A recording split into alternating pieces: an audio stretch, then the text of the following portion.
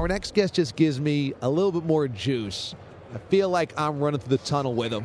I feel like he's grabbing me on my arm right now and getting me all juiced up. Oh, he is. It's Weapon X. It's B-Doc, Brian Dawkins, Pro Football Hall of Famer. My man, how you doing? I'm absolutely blessed. Absolutely blessed. Thank you for having me too, bro. My pleasure. You know, we fancy ourselves here on the show a metaphor for a spaceship, okay? We like to think that this is an intergalactic swag party. Everybody's invited. It's unification. Bring everybody in and let's have a good time.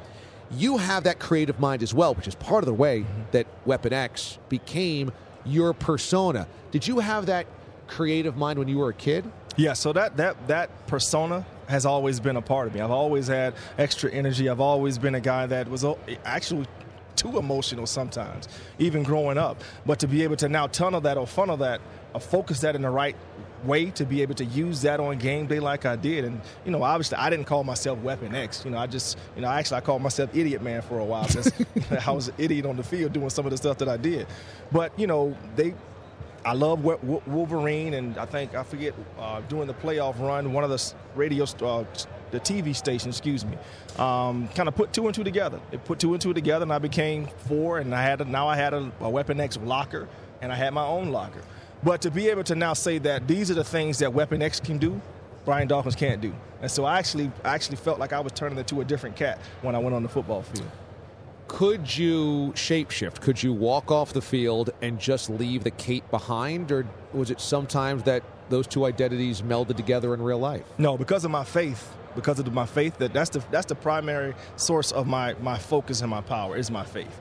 And so when that dude on the football field did what he did, sometimes he would have to apologize to people off the field when I became Brian Dawkins, so to speak, again. Like, I would apologize to people. And so, like, I could leave that. People say, are you flipping a switch? No, that's just a part of me that is unleashed on the football field.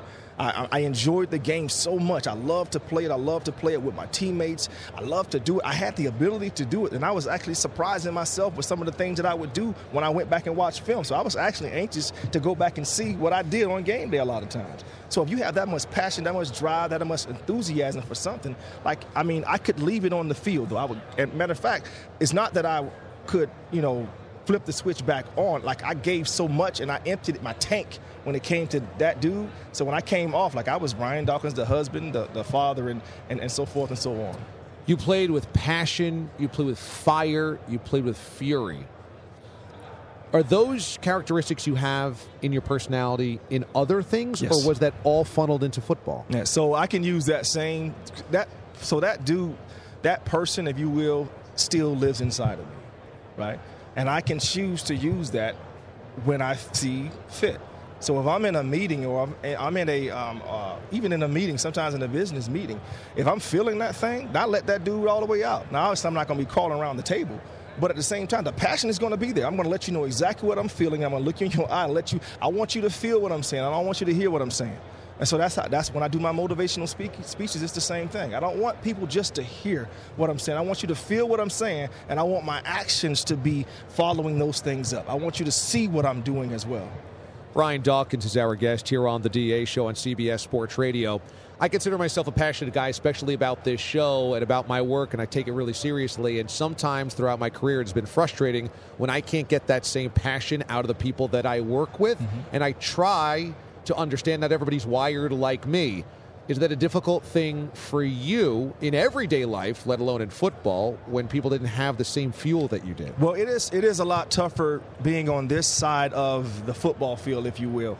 See, when you're on the football field, there's instant critique. Like, you instantly get critiqued, and you can either fix what you need to fix to be better, or you don't, right?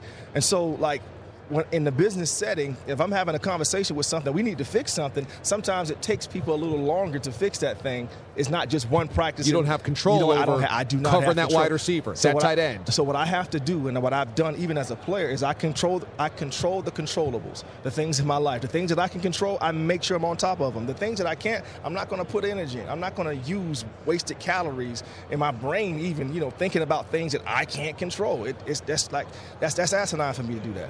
So passion and fire and fury is just what Philadelphia is, especially in football. That city has that. The documentary that was done on you by NFL Films, A Football Life, was a beautiful, I thought, representation of what you meant to the city and how that city embraced you. Do you oftentimes think, man, I don't have this career if it's not in this city? Because you could have been drafted a million different places, but that city just seemed to reflect you so perfectly. Wow. I believe I still could have had a successful career.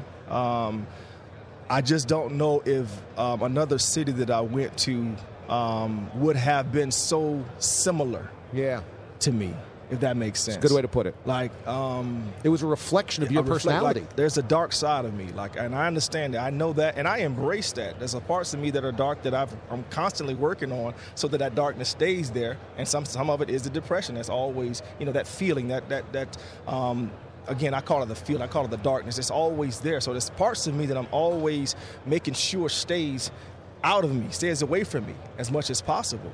But I try my best to then be respectful of people. And I show my sometimes I show my emotions. On the field, I show my emotions. I was crying. I was dancing. I was partying. Like you were saying, you invite people on the ship.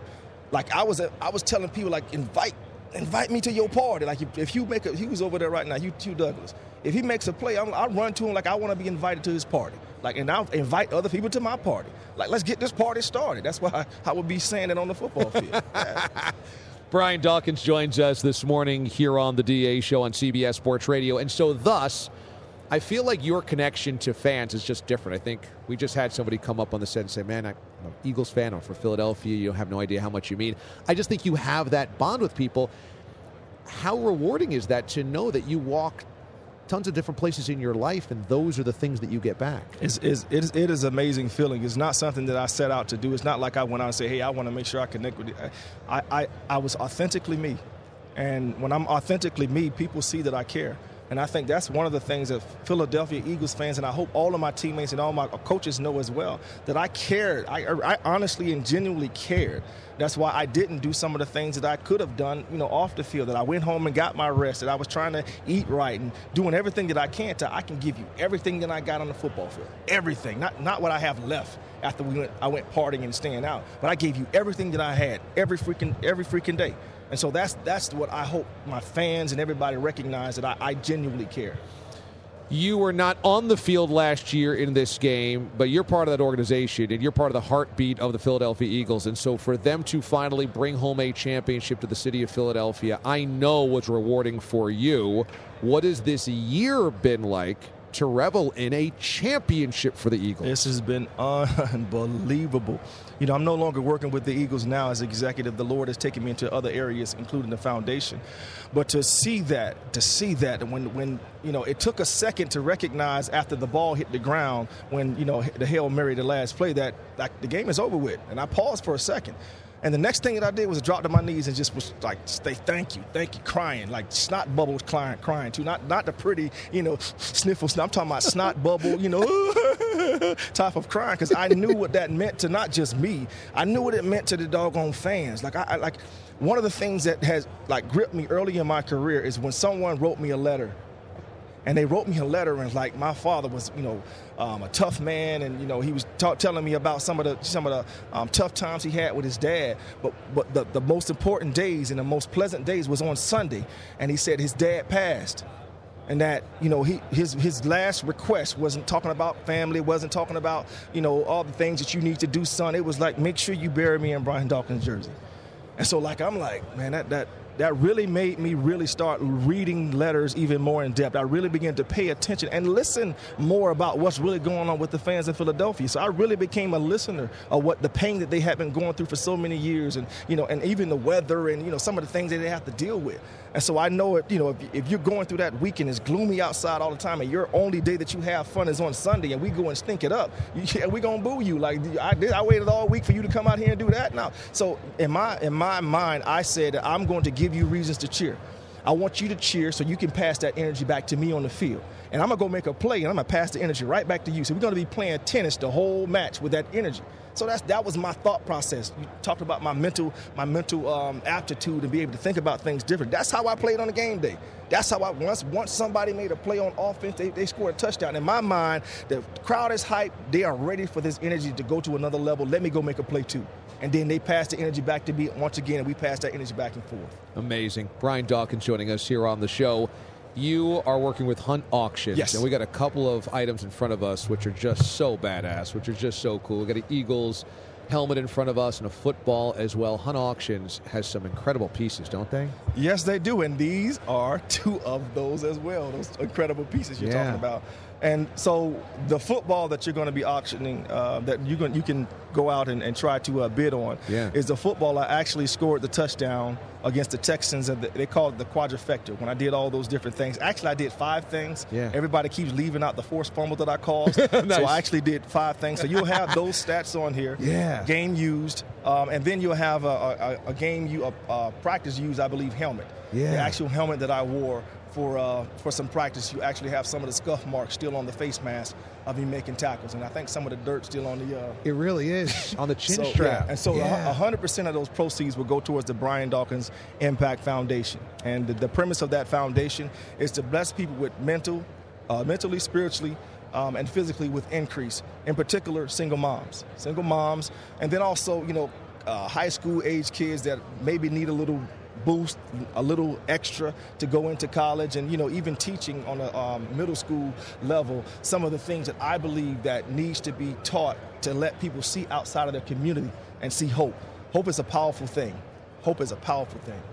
Especially for single moms. Absolutely. Kids in those single mom families, in those communities where single moms are battling every single day. Hope is the fuel that we all need, right? Yes, it is. So the Brian Dawkins Impact Foundation, you can check out more information about that online, but most importantly, Hunt Auctions right now has this football, which is one of the great moments in B-Dawk's career, game-used helmet as well. Bid on these. Go to Hunt Auctions online.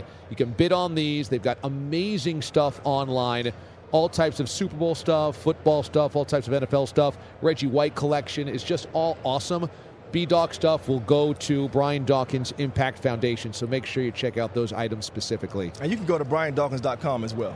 Very cool. briandawkins.com as well for more information. This is a thrill for me, my man. I just love how you always carried yourself on the field and how you played, and this is really, really cool. So thank you for what you do, not only on the field, but what you've done after as well. Amen. So I played 16 years. So 16 years of my life, I was able to bless people with who I am.